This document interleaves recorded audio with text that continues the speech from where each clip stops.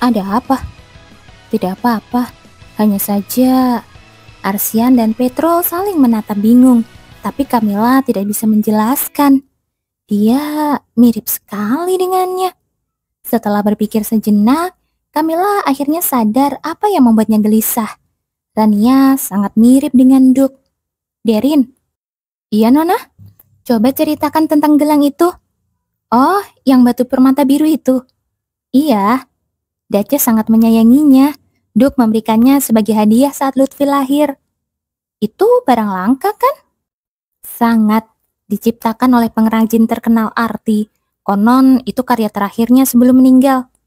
Tidak ada tiruannya. Sama sekali tidak ada. Jawaban itu membuat pikiran Camilla berputar cepat. Lalu, apa artinya ini? Gelang yang dulunya milik Duchess yang telah lama meninggal, kini dikenakan oleh seorang wanita muda. Dan bukan hanya gelang itu, Rania juga memiliki kemiripan luar biasa dengan Duk. Cukup untuk membuat siapapun berpikir bahwa mereka adalah ayah dan anak. Apa semua ini cuma kebetulan? Kesimpulan paling sederhana cuma satu. Duk dan Duchess punya anak, dan anak itu adalah Rania. Tapi itu nggak masuk akal. Duchess sudah lama meninggal, kecuali arwah bisa melahirkan anak.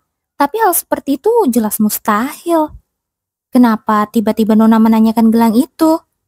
Derin, kalau aku bilang aku melihat seseorang memakai gelang itu, kamu bakal percaya? Maksud Nona apa? Aku melihat seorang wanita memakai gelang yang persis sama. Camilla berbicara dengan nada tenang, berharap Derin yang sudah lama menjaga rumah tangga keluarga itu tahu sesuatu. Anda benar-benar melihatnya? Di mana? Apakah dia wanita berusia 40-an? Reaksi Derin benar-benar tidak terduga. Dengan nada panik yang jarang ia tunjukkan, dia mulai melontarkan banyak pertanyaan. 40-an? Apa hubungannya umur dengan ini? Enggak, dia wanita muda. Kira-kira seumuranku. Seumuran dengan Anda, Nona? Iya, dia bilang gelang itu pemberian dari ibunya. Apa? Ekspresi Derin langsung berubah terkejut. Melihat itu, Camilla mengerutkan kening bingung. Kenapa Derin yang biasanya tenang bisa bereaksi separah ini? Dia tampak kehilangan fokus sesaat sebelum akhirnya menenangkan diri lagi. Derin, kamu menyembunyikan sesuatu dariku kan? Kenapa begitu aku menyebut gelang milik mendiang Duchess, dia langsung bertanya apakah yang memakainya wanita 40-an? Reaksi normal seharusnya terkejut atau penasaran, bukan yang seperti ini. Ini bukan sesuatu yang bisa saya ceritakan dengan bebas. Mohon mengerti, Nona. Derin menunduk, tetap diam meskipun Camilla terus menekannya. Sebenarnya, apa yang terjadi? Setelah 2 jam duduk di dekat jendela sambil melamun, Camilla akhirnya memanggil Zeno. Roh itu langsung menghampirinya. Dia memang sudah memperhatikan suasana hati Camilla yang aneh sejak pagi. Apakah kembar itu hal yang umum di sini? Kembar? Tepatnya, kalau salah satu kembar meninggal dan yang lain bertahan hidup. Itu sering terjadi. Apa maksudmu? Kenapa tiba-tiba bicara soal aku? Bukan soal kamu. Aku cuma baru saja bertemu seorang wanita. Camilla langsung terdiam ketika mendengar ketukan di pintu. Nona, ini Lufe. Lufe masuk dengan tatapan tajam seperti biasa yang menyapu seluruh ruangan. Ada apa? Saya pikir tadi mendengar suara. Suara? Sebagai kepala Black Shadow, kepekaan pendengarannya luar biasa. Camilla sadar, lain kali dia harus lebih berhati-hati kalau berbicara dengan arwah. Aku sendirian? Maaf Nona, ujar Lufe sambil menunduk sopan. Lalu dia menyerahkan selembar kertas. Ini daftar tamu untuk pesta ulang tahun Nona, sesuai dengan permintaan. 2 minggu lagi akan diadakan pesta ulang tahunnya. Karena tidak punya banyak pengalaman mengurus acara seperti itu, dia meminta Lufe untuk membuat daftar tamu penting. Camilla membaca daftar itu dan menghela nafas pelan. Ulang tahun kali ini punya arti khusus, karena ini akan jadi yang terakhir. Dalam setiap kehidupannya, dia selalu meninggal sebelum ulang tahunnya yang berikutnya tiba. Tapi dia tidak pernah tahu sebelumnya bahwa pesta itu adalah yang terakhir dan selalu berakhir berantakan. Petro selalu menolak undangannya. Saat itu, dia sudah jatuh hati pada Lila dan bahkan malas berpura-pura bersikap baik pada Camilla. Sedih karena Petro tidak datang, Camilla meninggalkan pestanya di tengah acara dan membuat kekacauan besar. Pesta pun berakhir kacau balau, dan tentu saja Duk Sorpel memarahinya habis-habisan setelahnya. Bagaimana dengan kali ini? Setidaknya Petro tidak akan merusak pestanya lagi tahun ini. Mungkin acaranya bakal tenang dan tanpa drama. Camilla melanjutkan membaca. Beberapa nama dia kenal, tapi beberapa lainnya baru pertama kali didengarnya. Namun ketika matanya sampai di halaman terakhir, dia langsung membeku. Kenapa nama putra mahkota ada di sini? Itu sudah jadi kebiasaan, Nona. Undangan dari keluarga Duk memang dikirim juga ke keluarga kerajaan. Benar juga, cuma formalitas. Camilla menenangkan dirinya. Undangan itu cuma sopan santun. Tidak mungkin putra mahkota benar-benar datang. Sudah lama ya, Nona Camilla? Begitu berhadapan langsung dengan putra mahkota Edson, Camilla langsung mencari sosok tamengnya yang bernama Dorman. Yang mulia, ucapnya kaku sambil membungkuk. Kenapa akhir-akhir ini semua orang punya waktu luang? Sejak kapan kau mau datang ke pestaku? Bukankah kau benci aku? Setidaknya kau masih ingat siapa aku, ujar Edson dengan senyum miring. Maaf yang mulia, aku pikir kau sudah lupa, mengingat kau tidak pernah menanggapi hadiahku. Oh, benar juga. Setelah turnamen berburu itu, Edson mengiriminya setumpuk hadiah. Bukan satu atau dua, tapi segunung. Saya sedang kurang sehat belakangan ini, jadi belum sempat membalas yang mulia. Camilla baru sadar, dia belum sempat membalas hadiah berlimpah dari sang putra mahkota. Kau tampaknya sering sakit ya? Saya lebih rapuh daripada kelihatannya, jawab Camilla, memasang wajah lembut khas wanita yang lemah. Berpura-pura sakit sudah jadi keahliannya, terutama setelah dia main di drama rumah sakit. Perannya sebagai pasien sekarat sampai bikin penonton menangis. Begitu ya, gumam Edson. Lalu dia sedikit mendekat. Aku hampir mengira kau bahkan belum membuka hadiahku. Bagaimana dia tahu? Memang benar, semua hadiah itu masih teronggok di gudang, belum tersentuh sama sekali. Kau suka hadiahnya? Tentu saja, semua hadiah yang mulia sangat indah. Yang mana favoritmu? Bagaimana bisa saya memilih? Semuanya sama berharganya. Camilla menjawab cepat, ekspresinya tenang tanpa celah. Edson menatapnya lama, lalu mencondongkan tubuhnya begitu dekat hingga Camilla bisa merasakan nafasnya. Kamu belum membukanya kan? Tentu saja sudah. Benarkah? Iya. Camilla berusaha keras menjaga wajahnya tetap tenang. Kau tahu? Ujar Edson sambil tersenyum miring. Senyummu jadi sangat menyebalkan setiap kali kau berbohong. Kalau senyumku cantik, kenapa kau terganggu? Mulai sekarang, jangan berbohong pada siapapun, kecuali padaku. Katanya, masih dengan senyum aneh itu semakin mendekat. Orang gila macam apa ini? Camilla refleks menunduk lalu mundur ke belakang, dan dia hampir jatuh. Hati-hati, suara tenang menyahut, disertai tangan yang menahannya. Tangan itu milik Arsian. Tatapan Edson dan Arsian bertemu, dan udara di antara mereka terasa membeku. Camilla yang sadar akan ada badai yang meledak, buru-buru menarik lengan Arsian sambil membungkuk sopan pada Edson. Selamat menikmati pestanya yang mulia. Tanpa menunggu balasan, dia langsung menarik Arsian menjauh. Dia bilang apa? Dia melakukan sesuatu padamu? Tanya Arsian. Shh, diam. Camilla menutup mulutnya, melirik sekeliling dengan gugup. Arsian tidak bisa sembarangan bertindak terhadap keluarga kerajaan. Ikut aku, katanya cepat, menarik Arsian ke arah teras agar bisa kabur dari situasi berbahaya itu. Tanpa dia sadari, semua mata di aula tertuju pada mereka. Bukankah itu Arsian dari keluarga Sepra? Pemandangan Arsian yang terkenal dingin itu diseret pergi oleh Camilla seperti anak anjing jinak, membuat para tamu ternganga. Mereka yang pernah melihat kejadian serupa di akademi cuma menggeleng pasrah, sudah terbiasa dengan keanehan semacam itu. Bahkan Edson tampak tertarik, memperhatikan mereka dengan pandangan penuh rasa ingin tahu. Tadi dia bilang apa? Begitu mereka sampai di teras, Arsian langsung mengulang pertanyaannya. Arsian, aku berniat hidup panjang. Hah? Kalau kamu pingin mati silakan, tapi jangan ajak aku melakukan pengkhianatan terhadap keluarga kekaisaran. Hari ini ulang tahunku. Aku tahu, kenapa lagi aku repot-repot datang. Jadi jangan bikin masalah. Kapan aku pernah bikin... Ya sudahlah. Arsian mengerutkan kening, terlihat kesal karena Camilla tidak mau memberitahu apa yang dibicarakannya dengan putra mahkota. Sementara itu, Camilla baru sadar sesuatu tentang penampilan Arsian. Baru kali ini dia melihat Arsian terlihat rapi seperti itu. Rambutnya yang biasanya berantakan, kini disisir rapi ke belakang. Dan setelan hitam pekat yang dia kenakan membuatnya tampak luar biasa gagah.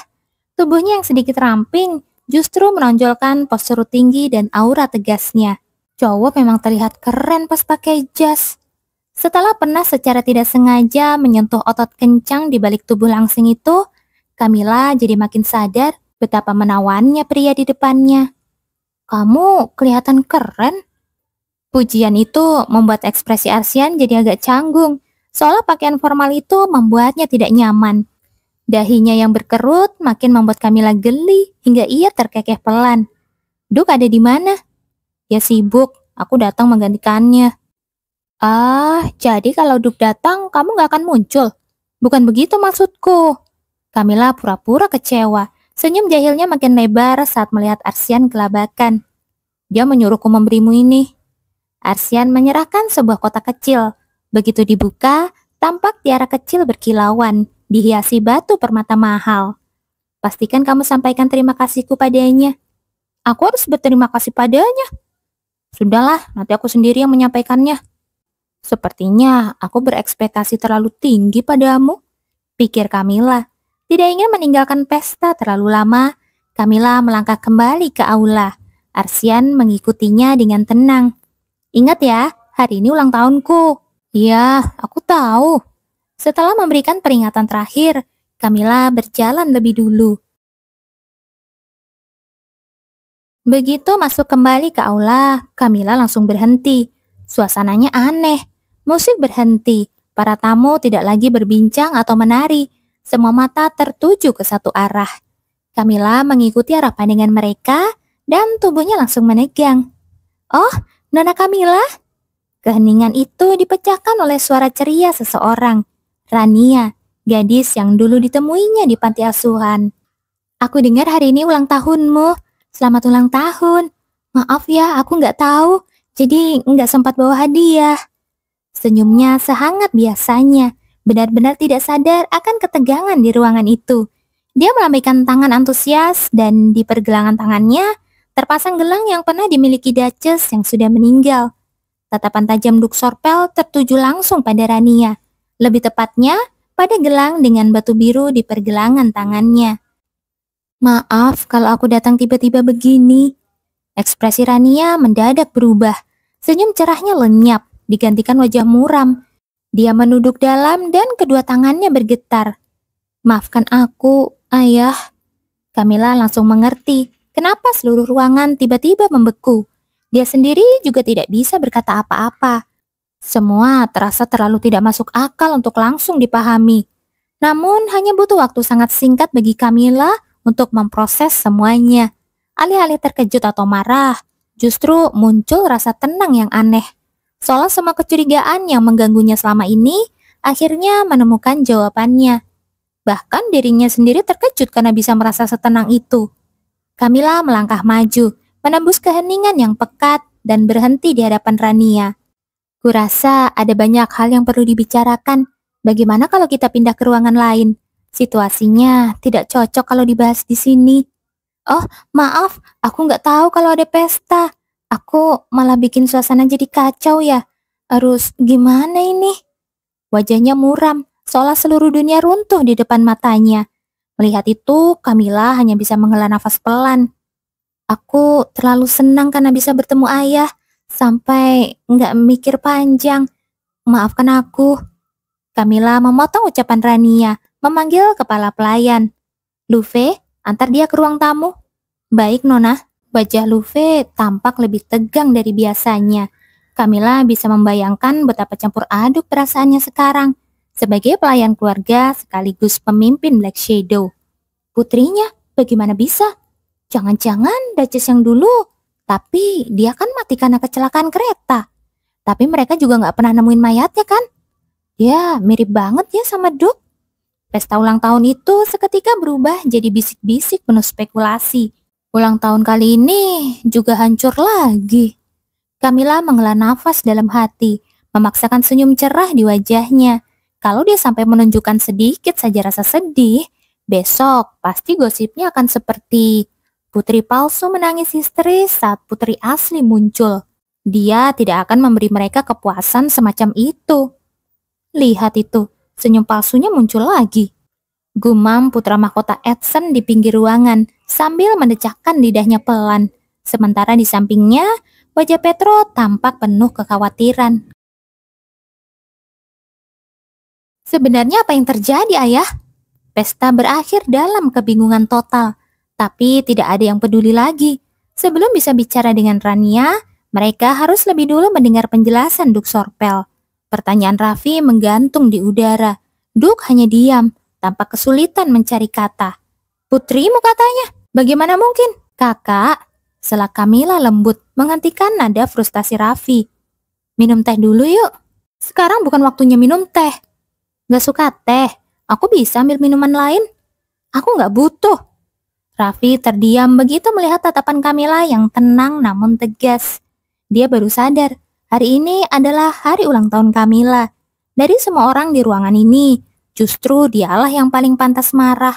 Tapi sekarang malah dia yang berusaha menenangkan semuanya. Dengan nafas panjang, Raffi duduk lemas di kursi. Secara tidak sadar, matanya melirik ke arah Lutfil.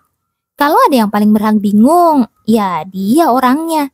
Seorang wanita yang mengaku sebagai putri Duchess yang juga ibu kandungnya muncul entah dari mana.